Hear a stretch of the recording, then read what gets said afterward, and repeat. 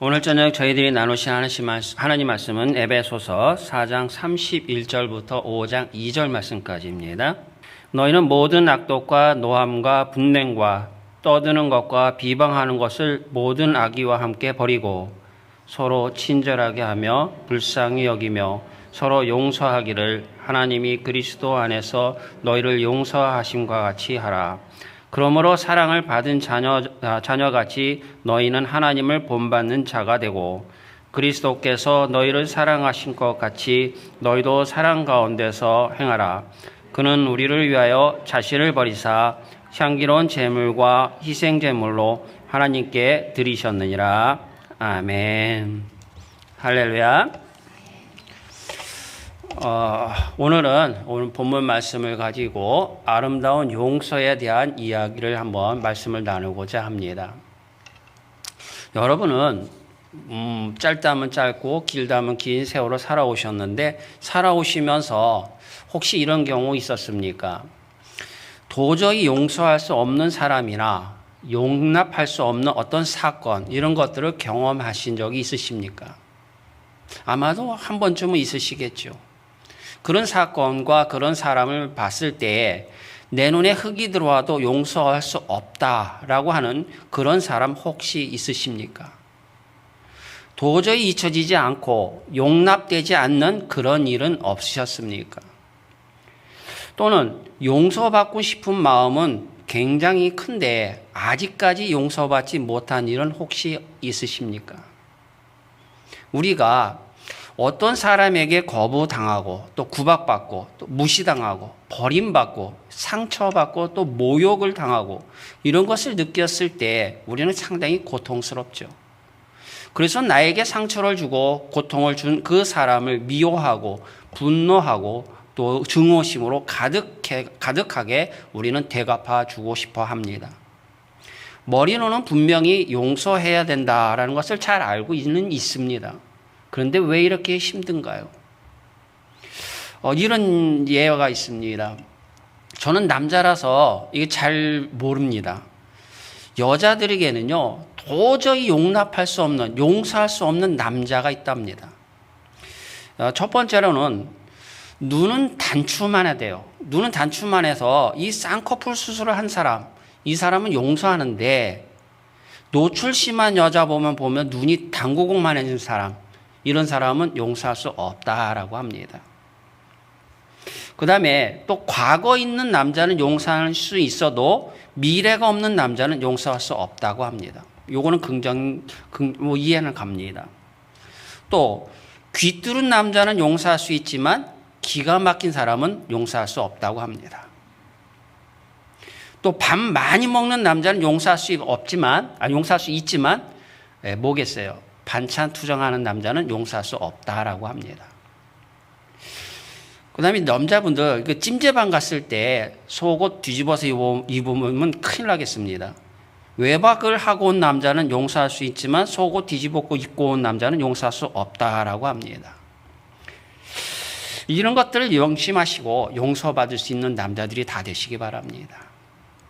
이 용서라는 단어, 이 용서라는 것이 말처럼 쉽지만 굉장히 어렵고 쉽지 않다라는 것은 우리는 잘 압니다. 여러분은 용서가 쉽게 되셨나요? 물론 여러분 한번 생각해 보십시오. 부모와 자식 간에는 내리사랑이라고 하죠. 그래서 부모가 자녀를 용서하는 것은 좀 더 쉽습니다. 하지만 부모에게 또는 친구에게 남편이나 아내에게 내가 사랑하던 사람 또 이웃이나 직장 상사 또는 동료들 이런 사람들에게 상처를 받고 또 고통을 당하고 모욕과 억울한 누명이 쓰여지고 또 배신이나 치명적인 공격을 당했을 때 우리는요 결코 용서가 되지 않습니다. 그런 분들한테 용서 좀 하지 이렇게 말하지 않습니까? 그러면 그 사람을 용서하라고요? 나한테 어떻게 했는데 나한테 얼마나 지독하게 했는데 어떻게 그런 말을 합니까? 절대 용서할 수 없습니다. 내 눈에 흙이 들어가도 용서 못해요. 이러지는 않으셨습니까? 용서하는 거 너무나 힘든 일입니다. 세상에서 가장 하기 힘든 일이 여러 가지가 있겠지만 그 중에 하나가 바로 용서가 아닐까 싶습니다. 그냥 미운 정도가 아니라 자신에게 행한 것을 보면 견딜 수 없고 증오와 복수심이 펄펄 끓어올리는 그런 사람을 용서한다는 거, 이거 너무나 힘든 일입니다. 우리가 용서하는 마음을 가지려고 하면요, 우리 내면은 어떻습니까? 자꾸만 용서하지 말라고 합니다. 이 용서를 하게 되면요, 왠지 자존심 상하는 것 같습니다. 마치 용서해 주는 것이 내 자존심을 바닥에 떨어뜨린다, 뭐 이렇게 생각이 듭니다. 용서하는 것이 상대한테 지는 것이라고 느껴집니다. 마귀는요, 우리의 마음을 계속 자극합니다. 상대방을 미워하고, 상대방을 분노하고, 또 증오하고, 복수하고, 끝까지 갈 때까지 가보라고 속삭입니다. 철저히 복수하는 것이 네가 승리하는 것이고, 그래야 너의 속에 있는 그 미움과 그 분노, 이거 다 해결된다라고 우리한테 속삭입니다. 그래서 용서하지 않은 채 살아가다 보면 어떻습니까? 그 사람 이름만 들어도 화가 그냥 막 치솟아 오릅니다. 생각하면 할수록 미움의 불꽃이 더 크고 지고 그 증오의 화라산이 막 폭발할 정도로 부글부글 끓습니다. 심지어는요, 그 사람과 비슷한 사람만 봐도 그렇습니다. 목소리도 비슷하다? 열받습니다.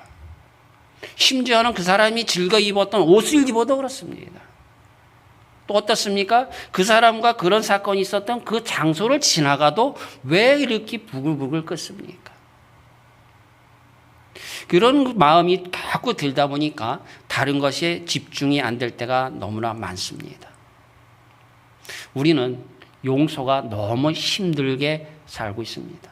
우리는 그런 모습으로 살아가고 있다는 것입니다.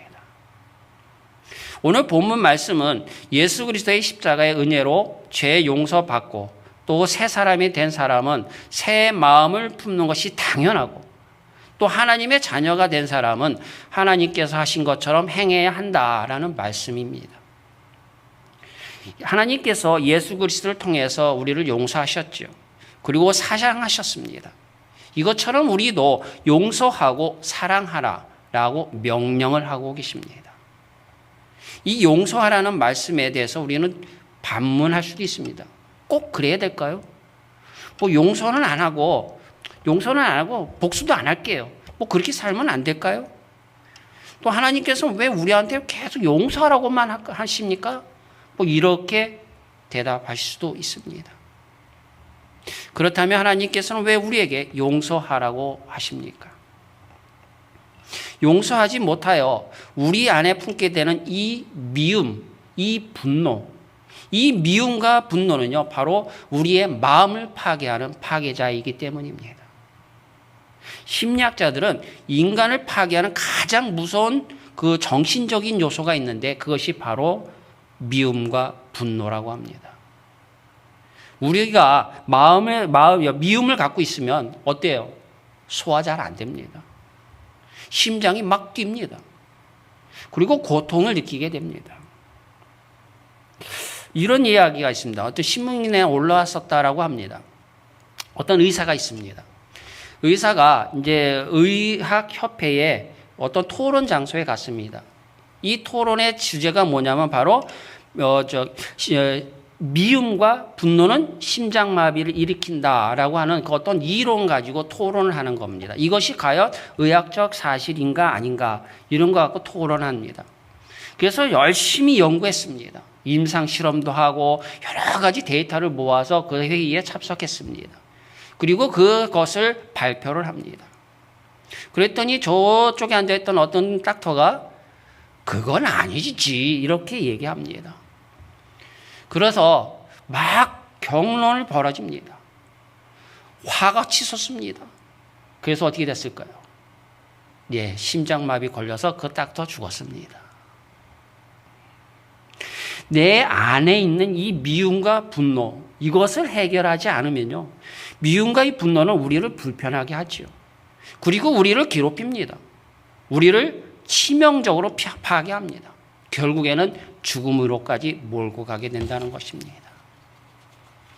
용서하지 않고 살면요, 누가 손해일까요? 누가 더 피해자일까요? 용서해야 되는 사람이 피해자일까요? 용서받아야 되는 사람이 피해자일까요? 누가 더 피해가 클까요? 누가 더 고통스럽겠습니까? 누가 더 불행할까요? 우리가 다른 사람을 용서하지 않고 또 미움과 분노를 품고 산다면 정작 우리가 더 심한 상처를 받게 됩니다. 미움과 원망과 분노, 이 복수심은요, 날카로운 칼과 같습니다.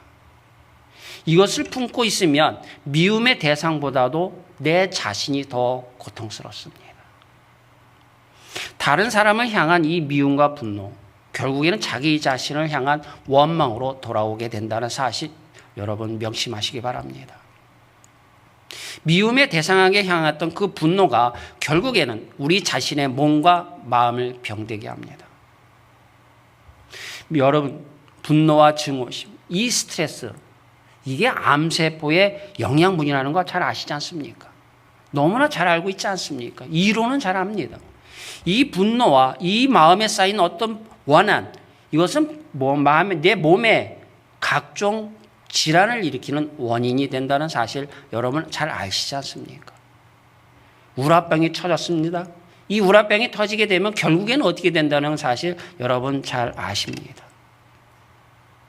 우리가 미움과 분노와 증오와 복수의 화살을 쏘아대면 이것이 미움의 대상에게만 날아가지 않습니다. 다시 나한테 되돌아온다는 이 사실을 명심해야 합니다. 미움, 부메랑입니다. 분노, 부메랑입니다. 이 미움과 분노의 이 부메랑이 여러분들에게 돌아온다는 이 사실 여러분 잘 명심하셔야 될 것입니다. 그러니까 우리 자신이 병들지 않기 위해서는 어떻게 해야 된다? 용서하며 살아야 한다는 것입니다. 우리가 어떤 사람을 미워하고 그 사람을 용서하지 못해서 증오심을 품게 됐다 칩시다. 이렇게 살게 되면요, 우리 마음 속에는 미움이라는 집이 생기게 됩니다. 이 미움이라는 집 안에는 누가 있습니까? 내가 미워하는 사람이 들어 있습니다. 나는 그 사람을 꼴도 보기 싫습니다. 생각도 하기 싫습니다. 그런데 내 마음에는 미움의 집이 생겼고 그 미움의 집에는 그 상대편이 들어있다는 겁니다. 이 얼마나 끔찍한 일입니까? 그 미움의 집을 내 마음속 내가 지었습니다. 그러니 이 미움의 집을 허물 사람은 누구겠습니까? 바로 나 자신밖에 없다라는 것입니다. 여러분은 여러분의 마음속에 미움의 집에 들어있는 그 사람이 있습니까? 이 집을 하나 딱 지었으면 분양을 잘해야 될 것인데 이 분양자가 하필이면 미운 사람입니다. 얼마나 불행합니까? 내 자신이 가여워집니다. 또 이런 말도 하죠. 미움의 집이 아니라 이제 감옥이라는 말도 표현하기도 합니다. 이 미움의 집을 내 마음속에 짓는 것이 아니라 미움의 감옥을 짓는 것이다라는 표현도 하기도 합니다. 그리고 내가 그 미워하는 사람을 내 마음속에 그 감옥에 가두었다라고 말을도 합니다. 어쨌든 미움의 집을 지었던 미움의 감옥을 지었던 그 미움의 대상이 내 마음속에 들어있는 겁니다. 꼴도 보기 싫다면서 왜 나 마음속에 담습니까? 얼굴도 보기 싫고 이름도 듣기 싫다면서 왜 나 마음속에 담아놓습니까? 다시 얘기하면 여러분들은 만약에 그런 마음이 든다면 정작 이 감옥에 갇혀 있는 사람은 오히려 미움의 대상이 아니라 내 자신일 것입니다. 정신의사인 이 맥밀란이라는 분이 있다고 합니다. 이 맥밀란이라는 분이 이런 말을 했습니다. 어떤 사람을 미워하기 시작하는 순간 나는 그의 노예가 된다는 겁니다. 우리가 미워하는 그 사람을 인해서 자신도 모르게 위축된다는 겁니다. 그리고 때로는 분노가 일어난다면 또 마음의 중심을 잡지 못하고 안절부절하고 뒤척이고 잠들지 못하고 그런 일이 있지 않습니까? 우리는 이미 이 사실로 봤을 때 이미 그 누군가의 노예 상태가 됐다라는 것입니다. 미움이라는 감정의 노예가 된 것이고 미움의 대상에게 묶여져 포로가 된 것과 같습니다. 다시 얘기하면 용서하지 않으면 나는 그 사람으로 인해서 감정의 노예가 된 것입니다. 성도 여러분, 마음속에 미움의 집 다 허무시기 바랍니다. 미움의 대상 때문에 내가 노예처럼 묶여 살아야 되겠습니까? 미워하는 것도 미워 죽겠는데 그 미움 속에 노예가 됐다? 끔찍하지 않습니까? 우리가 다른 사람을 용서하지 않으면 하나님께 우리는 죄 용서를 받지 못합니다. 마가복음 11장 25절 말씀입니다. 우리가 같이 한번 읽을까요? 시작. 서서 기도할 때에 아무에게나 혐의가 있거든 용서하라. 그리하여 하늘에 계신 너희 아버지께서도 너희 허물을 사하여 주시리라. 예. 마태복음 6장 14절과 15절 말씀입니다. 같이 읽겠습니다. 시작. 너희가 사람의 잘못을 용서하면 너희 하늘 하나님 아버지께서도 너희 잘못을 용서하시려니와 너희가 사람의 잘못을 용서하지 아니하면 너희 아버지께서도 너희 잘못을 용서하지 아니하시리라. 다른 사람을 용서하지 않고는요, 내 죄를 하나님께서 용서받지 못한다는 것입니다. 용서받지 못한 죄는요, 우리 안에 남아있는 우리 영을 더럽히게 되겠죠. 그래서 우리 안에 있는 이 죄와 또 용서하지 못해 갖고 있는 이 미움과 분노, 이것으로 인해서 생기는 부정적인 감정, 이것이 사탄의 먹이가 되는 겁니다. 이것이 사탄에게 만만한 공격 대상이 된다는 것입니다. 사탄은 우리가 무엇이 약하고 어디가 취약점인지, 무엇을 건드리면 쉽게 화를 낼지, 또 어떻게 하면 실족할지, 또 죄악을 범할 수 있을지 너무나 잘 알겠죠. 그렇기 때문에 우리 안에 있는 용서하지 않음으로 있는 이 미움과 분노, 이 증오, 이 죄, 이것을 발판으로 하여서 지속적으로 우리를 공격하고 우리를 넘어뜨리라고 합니다. 미움과 분노, 이것은 사탄의 먹거리입니다. 그래서 급기야 우리는 사탄의 포로가 됩니다. 사탄의 점령지가 되겠죠. 그렇게 되면 우리는 하나님과의 관계도 악화될 수밖에 없습니다. 죄책감에 갖게 되겠죠. 기도도 잘 안 됩니다. 기쁨도 다 사라졌습니다. 그리고 결국에는 하나님을 원망하게 될 것입니다. 영적인 질식 상태에 이르게 되는 것입니다. 그래서 거칠고 삐딱해지고 또 강팍한 사람이 되게 되는 것입니다. 하나님은 왜 새 사람이 되어 하나님의 자녀된 우리들에게 용서하라 하십니까? 오늘 본문 32절 말씀입니다. 32절 말씀 같이 읽겠습니다. 시작. 서로 친절하게 하며 불쌍히 여기며 서로 용서하기를 하나님이 그리스도 안에서 너희를 용서하심과 같이 하라. 아멘. 이 용서라는 것은요, 우리가 용서라는 것이 생긴 단어가 어떤 그런 사건이 생긴 게 과거겠지요. 현재 생긴 건 아니겠죠. 과거입니다. 이 용서라는 것은요, 다시 얘기하면 자신의 과거를 바꾸는 일입니다. 용서는 과거로부터 자신을 해방시켜 자유롭게 하는 것입니다.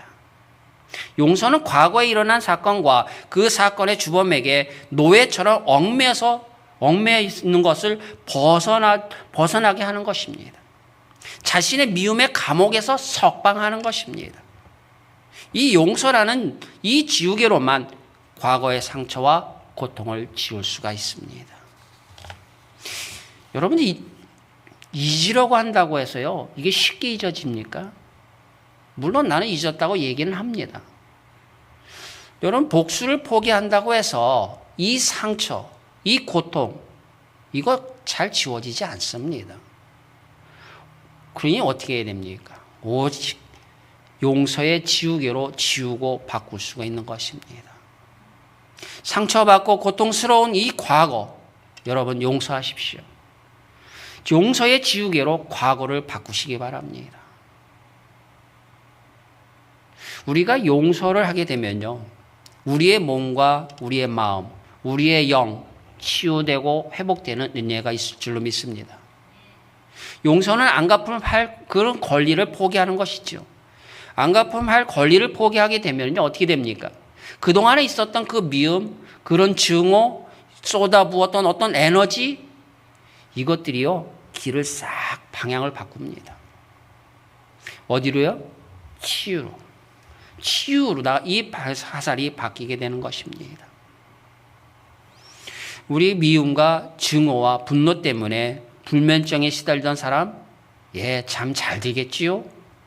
또 미움과 분노 때문에 소화가 안 됩니까? 소화 잘 됩니다. 용서는요, 치유로 건너가는 다리인 것입니다. 용서는 우리 자신이 살아가는 길이어야 됩니다. 우리의 몸과 마음과 영의 수많은 질병이 용서함으로 치유가 시작되는 것입니다. 성도 여러분, 우리가 용서할 때 우리의 몸과 마음과 영의 병들고 상처난 곳이 치유가 일어난다고, 또 회복이 일어난다고 이 사실을 믿으시기 바랍니다. 용서는 십자가의 의미를 진정으로 아는 사람이 진정한 용서를 할 수가 있는 것입니다. 십자가의 사랑을 받은 사람이 진정한 용서를 할 수 있습니다. 십자가의 용서를 받은 사람이 진정한 용서를 받을 수가 있는 것입니다. 그렇기 때문에 하나님께서 우리에게 용서하라고 말씀하고 계십니다. 우리는 갚아도 영원히 못 갚을 죄의 빚과 사랑과 용서의 빚을 동시에 진 자들이지 않습니까? 막 크기로 한번 치면요, 가장 큰 용서를 받았을 것입니다. 그리고 무게로 말하면 가장 무거운 죄를 용서받았습니다. 우리를 이렇게 용서하여 주신 하나님께서 오늘 본문에서 말씀하십니다. 32절부터 5장 2절 말씀입니다. 우리 같이 읽겠습니다. 시작. 서로 친절하게 하며 불쌍히 여기며 서로 용서하기를 하나님이 그리스도 안에서 너희를 용서하심과 같이 하라. 그러므로 사랑을 받은 자녀같이 너희는 하나님을 본받는 자가 되고 그리스도께서 너희를 사랑한 것 같이 너희도 사랑 가운데서 행하리라. 그는 우리를 위하여 자신을 버리사 향기로운 제물과 희생제물로 하나님께 드리셨느니라. 아멘. 너무나 형편없고 너무나 볼품없는 저희들을 용서해 주신 이 하나님께서 우리를 향하여서 뭐 하랍니까? 용서하랍니다. 용서하라고 그냥 권유가 아닙니다. 명령입니다. 이 명령, 여러분들 하나님은 우리의 아버지라고 말씀하시죠. 아버지가 용서하라고 명령했습니다. 명령 불복종 뭡니까? 왜 명령하셨는데 그거를 안 하겠다고 우기십니까? 여러분은 스스로 우리 하나님의 자녀라고 자인하고 계십니다. 그렇다면 하나님의 자녀로서 하나님께서 명령하신 이 명령을 우리는 순종해야 할 것입니다. 예수님께서 용서하라고 명하시니까 우리는 용서해야 합니다. 용서하라는 이 명령 순종해야 합니다. 우리는 용서할 것인가 용서 안 할 것인가 이 두 갈래의 선택 마음대로 선택할 수 없습니다. 용서하며 살아야 합니다. 우리는 거짓말 할 것인가 거짓말 안 할 것인가 이거는 선택할 수 있습니다. 그런데 우리가 이 거짓말하는 걸 선택하면 그 결과를 빤히 아니까 우리는 거짓말을 안 하는 걸로 선택을 하겠죠. 그렇지만 용서한다, 용서 안 한다 이것은 우리의 선택이 아닙니다. 반드시 해야 하는 우리의 의무입니다. 왜요? 하나님의 명령이니까요. 그렇기 때문에 용서는 자기만이 짊어져야 할 십자가인 겁니다. 자기 십자가인 것입니다. 용서하기 위해 나의 자아를 죽일 때 그리고 골고다 언덕에서 우리를 용서하시기 위해서 죽으신 예수님을 따라가는 이런 길을 따라가는 겁니다. 용서의 길, 이것은 예수님을 따라가는 길인 것입니다. 용서하는 것이 죽기보다 쉽게 느껴질 때 나를 위해서 죽으신 이 십자가에서 돌아가신 예수님을 우리는 기억해야 합니다. 나는 너희를 위해서 십자가에서 죽고 다 용서해 주었는데 근데 너희는 뭐니? 이러시면 어떡하시겠습니까? 예수님의 이 말씀 기억하고 우리는 실천해야 합니다. 그렇다면 어떻게 용서할 수 있습니까? 용서는요, 그냥 말로 용서할게, 이거로 끝나지 않습니다. 어떤 용서하겠다는 이 감정 하나로 끝나지 않습니다. 반드시 의지와 선택과 결단이 있어야 합니다. 용서는 여러분의 감정이 용서할 수 있는 상태가 되었기 때문에 용서할 수 있는 것이 아닙니다. 용서는 감정에 앞서서 용서의 의지를 갖고 있어야 됩니다. 그리고 용서하기로 결단을 해야 합니다. 그리고 용서하기 위해서 실천을 해야 합니다. 그래야 진정한 용서가 되는 것입니다. 그리고 이 용서라는 것이요, 특징이 있는데 그게 한 번에 끝나지 않습니다. 모든 것을 내 결단과 의지와 또 실천과 이거로서 용서하는 걸로 다 결정냈습니다. 잘했습니다. 하나님께서 보시고 어이 잘했다 칭찬하십니다. 그런데 이상하게요, 자꾸 그게 떠오릅니다. 또다시 어떤 상황이 부딪히게 되면요, 그때 그 일이 다시 기억에 떠오르게 됩니다. 다 잊은 줄 알았는데 다시 기억이 난다는 것이죠. 생생하게 기억이 납니다. 그때 우리는 용서를 제대로 하지 못한 것이냐? 그건 아닙니다. 스스로 자책할 수도 있습니다. 나는 다 용서했는데 왜 이렇게 이런 것이 떠오를까? 그것은 바로 용서는 한 번에 끝나지 않기 때문입니다. 용서를 한 번에 쉽게 이루어지는 경우는 그렇게 많지 않다는 것입니다. 용서하기 위해서는 시간도 필요하다라는 것이죠. 용서했더라도 온전히 용서하는 그 과정이 필요하다라는 것입니다. 용서는 하나님의 선물입니다. 그리고 하나님의 은총입니다. 하나님께서 용서를 우리에게 주시지 않았더라면 우리는 아마 어떻게 됐을까요? 분노로 꽉 차 있겠죠. 아마 다들 정신병원에 가 있을 것입니다. 아마 화병이 불어져서 일찍 죽을 수도 있을 것입니다. 소화가 안 돼서 맨날 고생하고 있을 수도 있습니다. 하나님께서는 우리에게 용서라는 은혜를 주셨습니다. 용서는 하나님께서 우리에게 주신 선물인 것입니다. 우리는 하나님께로부터 용서라는 선물을 거저 받았기에 거저 나눠줘야 되겠죠. 용서는 하나님의 성품 중에 중요한 요소입니다. 하나님은 용서하시는 하나님이십니다. 그렇기 때문에 우리가 하나님의 자녀라면, 우리가 하나님의 자녀로서 하나님 아버지를 닮아가려면, 우리의 아버지 하나님을 닮아 천국에 들어가고 싶다면, 하나님과 영원히 살고 싶다면 우리는 용서하시는 하나님을 닮아서 우리도 용서해야 합니다. 여러분은 용서하지 않고도 마음이 편안하십니까?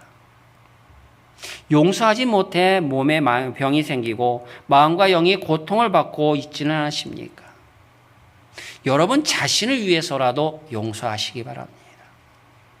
우리는 요셉의 용서를 기억해야 합니다. 우리는 다윗의 용서를 닮아야 합니다. 예수님께서 우리를 어떻게 용서하셨는지 깨달으시기 바랍니다. 미움과 분노와 복수, 이거를 어떻게 처리해야 하는지 우리는 배워야 합니다. 가장 소중한 것은 쉽게 이루어지지 않습니다. 용서하는 거 아까도 말씀드렸지만 쉽지 않습니다. 그렇지만 예수님과 같은 아름다운 용서로 과거의 상처와 고통을 지우고 하나님의 은혜로 살아가는 여러분 모두 되시기를 주님의 이름으로 축원드립니다. 주님만 내 도움이 되시고 주님만 내 빛이 되시는